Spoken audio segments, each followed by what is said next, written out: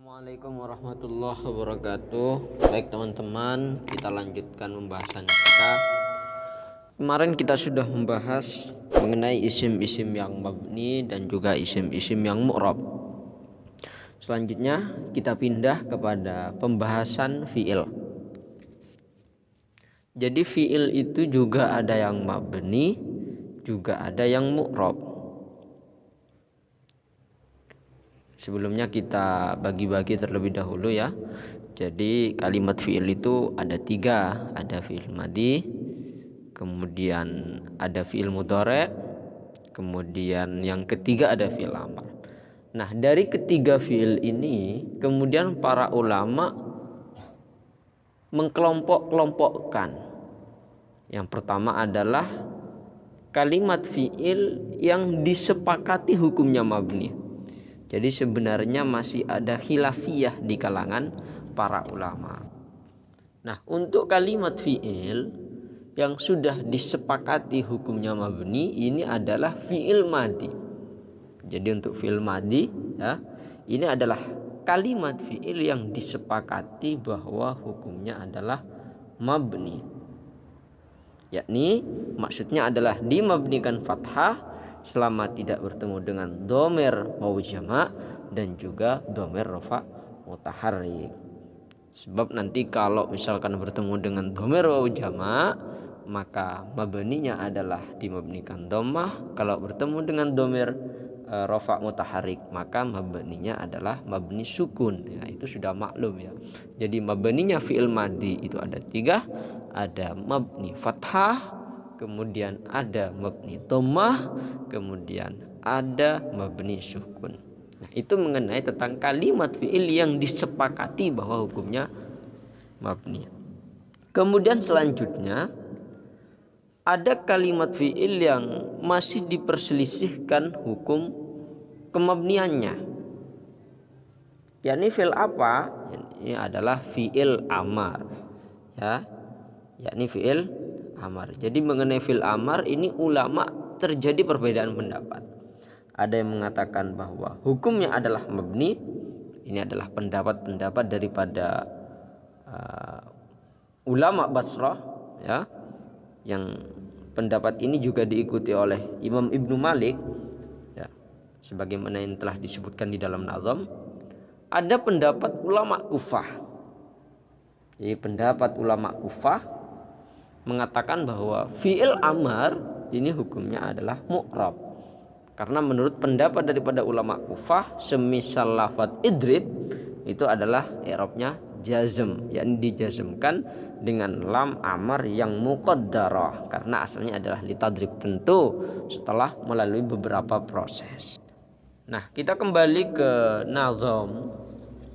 Bismillahirrahmanirrahim. Wa fi'lu amrin wa mudiyyin buniya wa a'rabu mudhari'an in arya min nuni taukidin mubashirin wa min nuni inathin kayaru namanfutin. Jadi untuk fi'il amar, fi'il madhi ini kan pendapatnya Imam Malik. Jadi Imam Malik ini mengikuti dari pendapatnya ulama Basrah. Ya, jadi untuk fi'il amar dan fi'il madhi ini hukumnya adalah mabni. Wa a'rabu mudhari'an in arya, sedangkan untuk fi'il mudhari' ini adalah hukumnya mu'rab.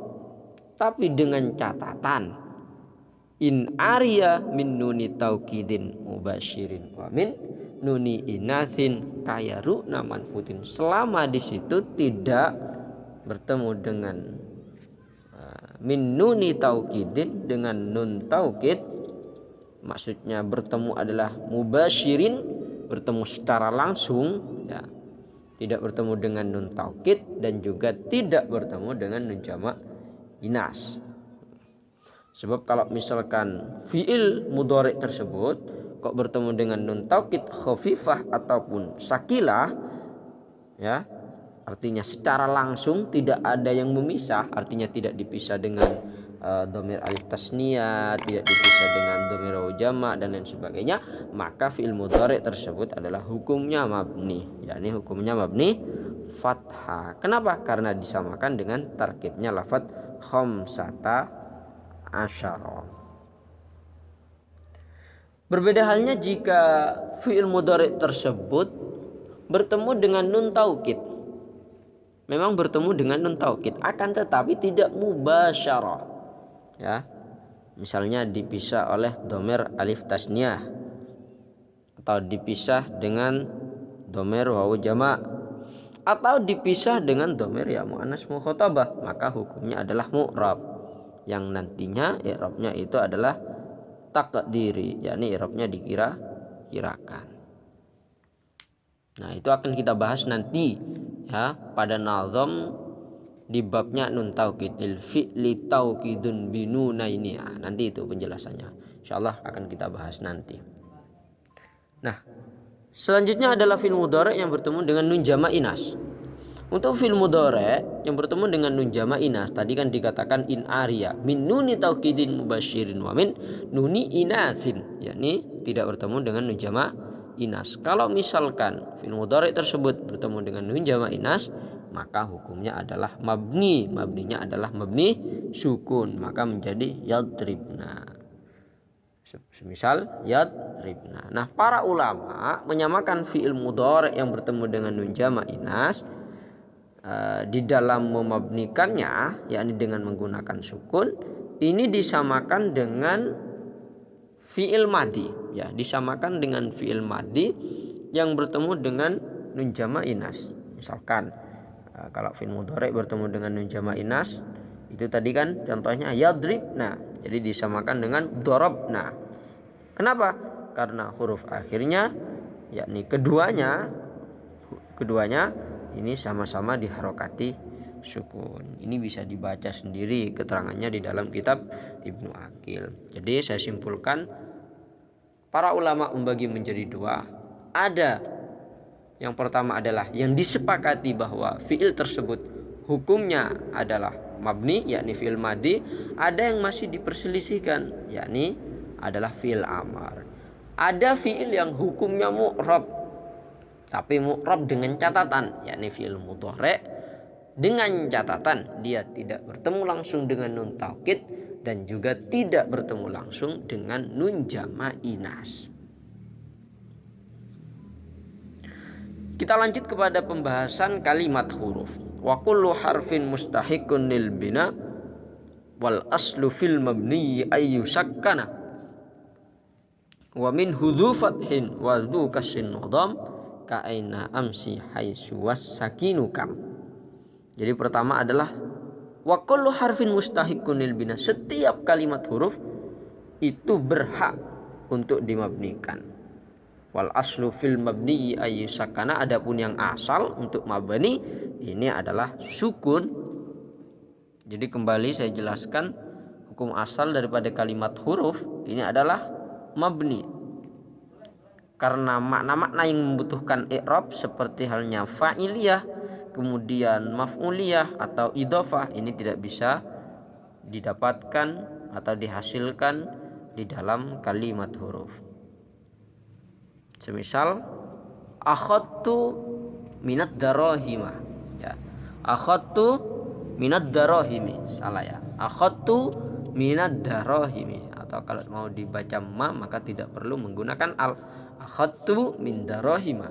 Jadi makna akhadtu min darahima, saya mengambil sebagian dirham, makna sebagian di situ atau makna tab'id ya, daripada akhadtu min darahima ini kita bisa ketahui dari huruf min tanpa perlu adanya pengi'raban.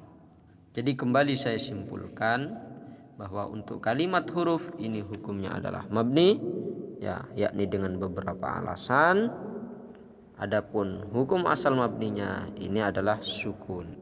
Dan sebenarnya sukun ini tidak hanya asal kemabnian dari kalimat huruf, termasuk juga kalimat isim, termasuk juga kalimat fi'il, ya, termasuk juga kalimat huruf mabni yang asal ini adalah harokat sukun. Kenapa? Karena mabni itu berat, sedangkan sukun itu adalah ringan. Dengan demikian maka nanti akan terjadi ta'adul, maka akan terjadi keseimbangan.